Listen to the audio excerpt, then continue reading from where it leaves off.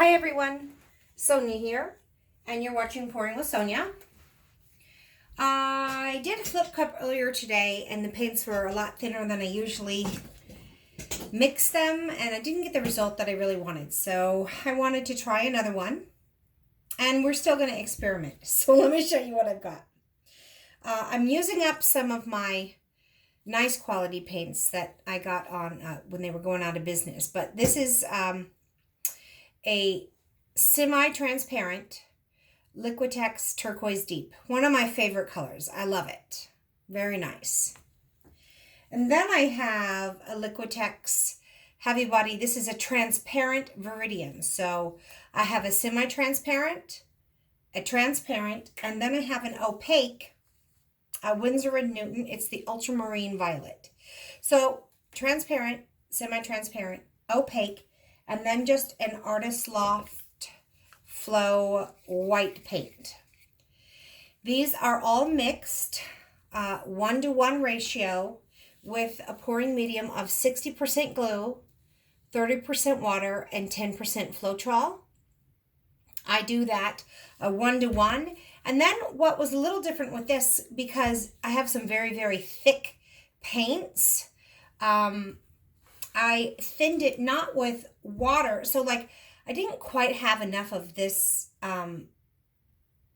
deep turquoise to give me the 1-to-1. I actually use the Sargent Arts acrylic gloss as kind of a filler to get up to my 1-to-1 ratio, and then thinned with water.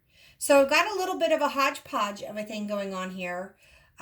A few little drops of water here and there just to kind of get them all the same. I really liked, my purple was the thinnest.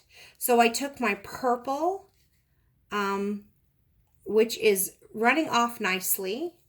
I don't know if you can see that real well. I'll stir it. It's dripping off nice, but it's leaving a little mound. Not a super high mound, but it's definitely leaving a mound before dropping down. And I like that. I like my paints a little bit on the thick side. This was the thinnest one. So then what I tried to do once I got my ratios right was just thin this enough to get it kind of the same consistency. Pretty close. So that's what I used the water for, was just to kind of match up some of these consistencies to the thinnest. So when I did my first initial mixing, I'm like, oh, the purple's a lot thinner than the other two. So let's mix up the rest of the ratio. I was a little bit shy because I was all the way out of, I was really squeezing hard and folding the tube over and wasn't quite 1-to-1. And so I was close. Like maybe 1/8 of an ounce I had to put of the acrylic gloss to get it up to 1-to-1, and then stirred that up, and they were still thicker than the purple, so I used a little bit of water to kind of thin that out. And then this is just the Artist Loft White Flow. It's probably the thinnest of them all, but that's a flow acrylic. And so I have about let's see, what is like 14 or 8. I have about 1 3/4 ounces of paint in each one. So I think for this flip cup, what I'm going to do, let's see, I showed you all my paint colors and paints. The fact that I did a transparent, semi-transparent, and opaque. My new little thinner, which was the Sargent Arts varnish. So now I'm going to put a couple drops of Spot on Treadmill. So normally I would do 1 drop for each 1 ounce of mixed paint. I have about 1.75. So I think what I'll do is maybe put 2 in this one, 1 in this one, and 1 in this one. And we'll just see. So I have a little bit more green after I had added the water. So 1, 2, 1, oops, and a little dribble, so maybe 1.5, 1 in the purple. I don't want to have too much of the silicone. So since I'm going to put 2 in that one, I'm just going to do, well, I think this one had 1 and then a little bit that dropped off of like a hair that was on the end. Wasn't a full drop, so. Okay, and then no silicone in the contrast color. All right. The other thing I have handy for flip cup, because I'm using oil, I need to have a source of heat to activate the cells. So I've got my little torch here ready to go. And I have a White Claw, Red Ruby, Ruby Grapefruit, hard seltzer. So I'm just going to have a sip now. Cheers. All right. So basically, about 7 ounces of paint. This is a little 10 by 10 canvas. So how I come up with the amount of paint I need is multiply width times length. That's 100, and then divide that by 16, and that tells me I need 6.25 ounces of paint. I actually have about 7. So I have a little extra, but it's just easier when you get down to splitting it out. So I think let me think about the order. I love the white and the blue together, so I'm going to do that. And then maybe purple and green, and maybe I'll switch it for the second layer. I'm going to try and do 2 layers. So let's start with about half of the white, or maybe a little less, because I don't mind putting that on the top also. And about half the blue, I'll just kind of drizzle it.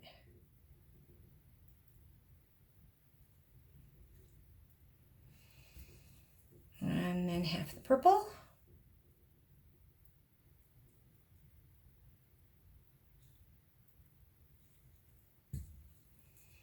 And about half the green.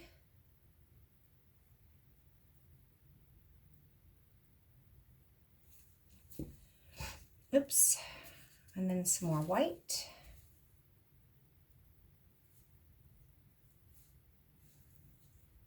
I will leave a little bit for the top.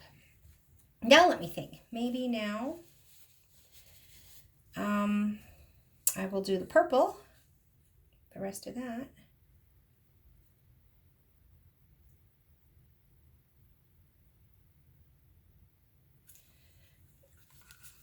Just scrape this out.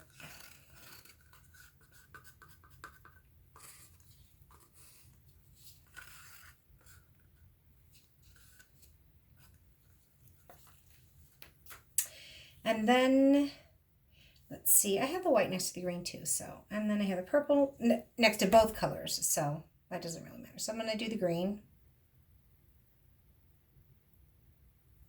Oh, I didn't mean to do this, but I'll show you. I kind of went in one order the way up and the opposite order on the way back. I just noticed it in my cup. Oh, well. I wanted the blue and green next to each other, so mission accomplished for the second row. Because they're similar, but enough different to where if I got some green rings around the blue or vice versa, that would look cool. But what I don't, yeah, I do. I've got the purple next to the blue. I've got every color next to every color, I think, so.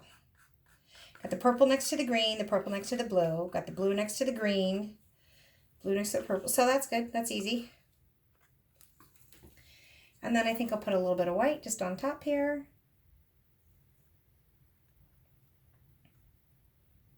Now, I have a little extra paint from what I need. Like I just needed 6 1/4 ounces to cover this canvas with plenty of paint. So I have a little extra, so I didn't worry about my cup. But if you just are mixing really tight proportions, you can, if you want, I'll show you, spray your cup with a little bit of this silicone lubricant before you put anything in it. You would just take it, do a quick spray, and that will help all of that paint to really release from the glass very quickly too. Like there's none of this, like I've got to sit and wait for the paint to come down. It just drops right out. But fair warning, if you do get that, it's very, it's got a lot of fumes. It smells. So I would definitely make sure you got a ventilated room and or have a mask. So we'll just flip this upside down. I'm probably going to start at the top and then drag down, so I might as well flip it up that way instead of in the very center. And now because I didn't spray the cup with silicone, I'm going to wait for a minute. But if I had, it would probably be about ready to just go right now. It would immediately release. So you can play around with that if you want to. It's winter here. It's supposed to be spring. It's April, 13th, 12th, 13th, 14th? I don't know. I've lost track of time now. But it's 37 degrees for the high today, so I don't have my windows open, so I'm not spraying any silicone in the cup. But it's a good opportunity to have another sip. That was a little more than a sip. It was maybe a little bit of a chug. Just saying, keeping it real. So what I'm going to do is I'm going to do a little bit of a drag because I like to kind of get some maybe streakiness. Whereas if I just lift up, I oftentimes kind of drip on top of myself anyway. So I might as well go like this and then kind of drag it around. And if I notice, what I'll look at when I first lift my cup is if I've got one area that's like super dark with not much going on, or maybe some part that's like really white with not much going on, I'll then take my cup and maybe drag through it to try and break up an area, but not always. It just kind of depends on what my first impression of the overall flip and drag is. So let's take a look. I'm going to go kind of quick. I don't have much purple. So what I would maybe tend to do in this case is maybe come through some of this green and see if I can find some purple. And I did. So that's good. A little bit. And let's make sure we get it tilted over here, because I really want that purple. So you see what I was doing. I'm like, I've got a lot of green here. I don't see any purple. So I just did a quick little drag through there to see if I could find something. I guess I could try it through here too, right? Like if I just kind of went like, is there any purple going to come out and play? No, no purple up there. So that's that. That's a pretty cup. I don't know what happened to the purple, but hopefully when I apply some heat, I'll find some. Let's kind of tip this back over this way a little bit. I don't want it to all fall off. And I can even fill in the gap there where I kind of created that ribbon. Just fill that in a little. Okay, so now I think I'll tip off one side and then apply heat and then tip again or tilt again.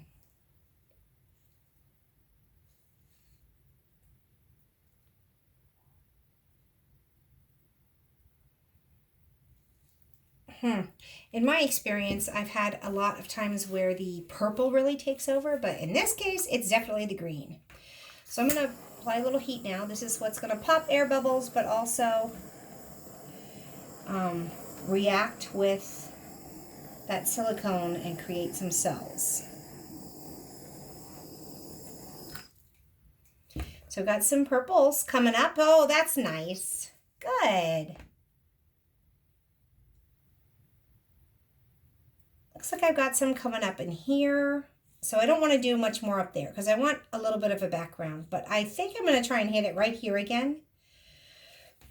So I'm going to start a little high. I don't want to be too close when I turn it on because that's just a recipe for caterpillars, which I sometimes get anyways. So just to see if anything comes up there. Looks like something's trying to happen, but it's still kind of underneath. And the thing is that green is the transparent. It's not even the semi-transparent, but it's like the colors are having a little hard time coming up through that. I'm going to let this develop for a second or two, or maybe a moment or two. I didn't get too many caterpillars, but I did right, which is a shame, right in my ribbon. I don't mind, I like the cells in the ribbon, but I didn't really want a caterpillar, but. So I could decide if I wanted to try and break that up, I could draw a line through it, but I'm not going to do that. And I like that there's a lot of cells in this one, but not as many here. So I'm going to leave that alone. All right, not a lot happened there, but there's some idea of them. So what I'm going to do, I'm going to turn this around and just kind of start slowly tilting it back and forth this way. And we'll try and stretch some of those cells out a little bit, okay? I do kind of want them to stay circular in this pour if I can. I'm going to try and tip right over this edge here a little. Just a little. I'm just going to kind of help it because I don't want to, I don't want it to fold completely over on itself, and then I lose all of that. And I just happened to notice right now that this corner didn't quite get it, so just kind of nudging it down. Okay. And come on down. Come on down. You know you want to. I know gravity wants you to. Okay, so let's come back this way now, maybe.